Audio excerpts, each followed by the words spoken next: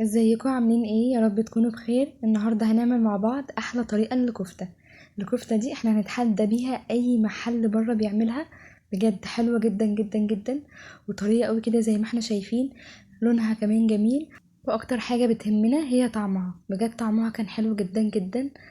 بصوا كمان، بصوا من جوه، بصوا الشدة دي زي الجاهزة كمان، يمكن احسن بكتير قوي. بجد حلوة جدا، طريقتها سهلة وبسيطة. هنتعلم ازاي ما تفكش معانا وتطلع قوامها حلو قوي، طري قوي كده، ولونها كمان يطلع حلو زي الجاهز بالظبط. والسر عندي في حاجتين: المقادير والتسوية، واهم حاجة هي التسوية. بصوا بجد شكلها حلو قوي ازاي. ولو انت اول مرة تشوفيني، انا رحمة فراج ودي قناتي. ما تنسيش تعملي لايك وتشتركي في القناة وتفعلي زر الاشعارات عشان يوصلك اي جديد بنزله. يلا بينا نشوف الطريقة والمقادير عاملين ازاي. اول حاجة معايا 4 معالق كبيرة من البرغل. هنركز مع بعض في الخطوات دي عشان بجد مهمة جدا. بصوا البرغل معايا خشن كده زي ما احنا شايفين، بنشتري من العطار. انا مش هغسله، انا اول حاجة هطحنه، وده شكله بعد ما طحناه. وبعد كده هروح اشطفه وهنصفيه كويس قوي بالمصفى وهضغط عليها بمعلقة او حاجة لان هو بيشرب مية كتير قوي. وده شكله بعد ما شطفته، وهي مرة واحدة بس زي ما قلنا. وهنبدأ بقى نحضر بولة مع بعض ونحط فيها البرغل، وهنحط عليها بصلة مبشورة كبيرة بميتها بالشكل ده. انا محتاجة مية البصل عشان ننقع فيها البرغل معايا هنا. وبعدين هنحضر التوابل. معايا نص معلقة من الملح، وربع معلقة من الفلفل الاسود، وربع معلقة من الكاري، وربع معلقة من القرفة، وربع معلقة من البقدونس المجفف ودي اختيارية، ومعلقتين صغيرين مليانين من البابريكا. البابريكا هنا اللي بتديني اللون الحلو. كده كده البابريكا في الاكل مش بتديني طعم قوي، بتديني اللون اكتر من الطعم، فهنزود فيها شوية عشان تديني اللون الحلو ده. وهنبدأ كده نعجنهم مع بعض. بصوا اصلا شكلها من غير اللحمة عاملة زي الكفتة بالظبط. هنعجنها كويس قوي وهنسيب البرغل يتنقع في مية البصل لمدة ساعة بالشكل اللي احنا شايفينه ده. شكلها بعد ما اتنقع معايا. بصوا شكلها عامل ازاي.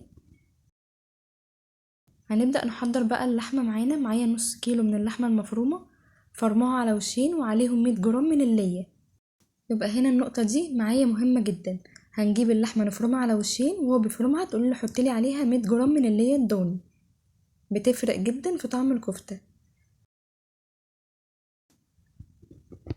بعدين هنجيب مع بعض خلطة البرغل والبصل، هنحطها في الكبة بالشكل ده، وهنحط عليها حتة صغيرة من اللحمة المفرومة، وهنضربهم مع بعض كويس قوي. وهنجيب اللحمة المفرومة هنحط عليها نص معلقة كبيرة من البيكنج باودر، وربع معلقة كبيرة من الملح، وهنعجنهم كده مع بعض كويس قوي. هنكون جهزنا مع بعض الخلطة اللي احنا قلنا عليها. بصوا بالشكل ده البرغل والبصل وحتة اللحمة ادتني الشكل واللون اللي احنا شفناه ده. والخطوة التانية المهمة معايا هي عجن اللحمة. هنعجنها كويس قوي على ايدينا لمدة 10 دقايق. انا محبتش ان انا احطها في الكبة عشان احس بطعم اللحمة في الكفتة بالشكل ده. شكلها بعد ما عجناها. هنسيبها تريح في الفريزر حوالي نص ساعة او في التلاجة لمدة ساعة عشان تتشمع معايا وتبقى ماسكة نفسها كويس قوي. بصوا هنا شكلها بعد ما خرجتها من الفريزر بالشكل ده. وبعدين هنحضر مع بعض طبق فيه ربع كوباية من المية، وعليه معلقة كبيرة من الكاتشب ومعلقة كبيرة من الزيت. هنقلبهم كويس قوي مع بعض، والخلطة دي هنصبع بيها الكفتة. وحطيت كمان رشة من البصل البودر ودي اختيارية، انا بحب طعمه فعشان كده حطيت منه.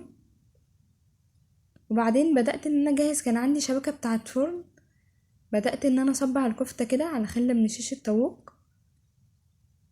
الخلة دي مهمة جدا انك تصبعي عليها عشان تدي فراغ للكفتة من جوه وتسويها حلوة قوي. وبدأت نحط في ايدينا كده بالخلطة اللي احنا قلنا عليها، وهنصبع صباع الكفتة زي ما احنا شايفين كده. اهم حاجة هنقفله من فوق. بصي بضغط عليه من الحتة اللي فوق والحتة اللي تحت كويس قوي بالشكل ده. وهنحطه بالشكل ده. ممكن كمان تصبعيهم وتحطيهم على شبكة الفرن بالشكل ده. وهنعمل واحد تاني مع بعض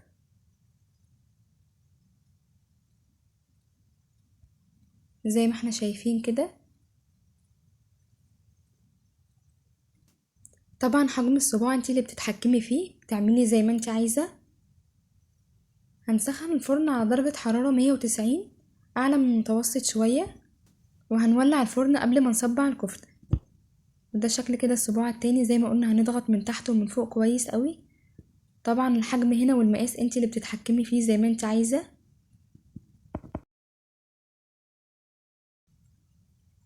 كده خلصنا الكمية كلها، وهنجيب الخلطة اللي احنا حضرناها مع بعض بالفرشة كده وهندهن بيها الكفتة كلها من فوق. وهنحط الكفتة على الرف اللي تحت. هكون محضرة صينية فاضية بالشكل ده، وهحط عليها شبكة الكفتة زي ما احنا شايفين كده. الصينية دي انا كنت حطاها من اول ما ولعت الفرن، وحطيت كوباية مية مغلية بالشكل ده. المية هتبدأ تطلع البخار زي ما احنا شايفين، وهتسوي الكفتة وهتخليها جوسي قوي وطرية جدا من جوه.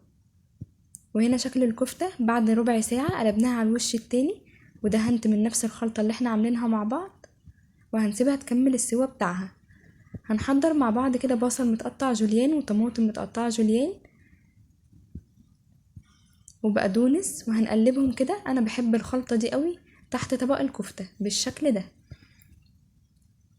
هحط عليها رشة من الملح ورشة كمان من الفلفل الاسود، تدينا طعم حلو جدا مع الكفتة.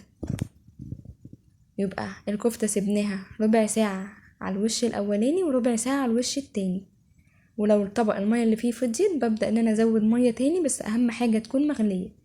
وده شكل الكفتة كده بعد ما طلعت معايا. بصوا بجد شكلها حلو جدا ولونها حلو قوي قوي قوي. واهم حاجة طبعا قوامها وطعمها، ده اللي بيفرق معانا قوي، ان هي ما تفكش مني وتطلع طرية بالشكل ده. بجد لازم تجربيها، حلوة جدا وطريقتها سهلة وسريعة، ما بتاخدش منك وقت. انت كمان ممكن تعملي كمية وتخزنيها بالطريقة اللي احنا عملناها مع بعض. بصي من جوه عاملة زي الجاهزة بالظبط. والله بجد لو عملتيها محدش هيفرق ما بينها وبين الجاهزة خالص. كمان لو حطينا لها حتة فحم هتبقى احلى بكتير. ممكن تعملي الخطوة دي لو انت حابة كده.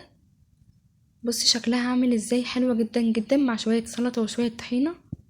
جربيها هتعجبك جدا. ولو استفدتي من الفيديو ما تنسيش اللايك وتشتركي في القناة وتفعلي زر الاشعارات عشان يوصلك كل جديد.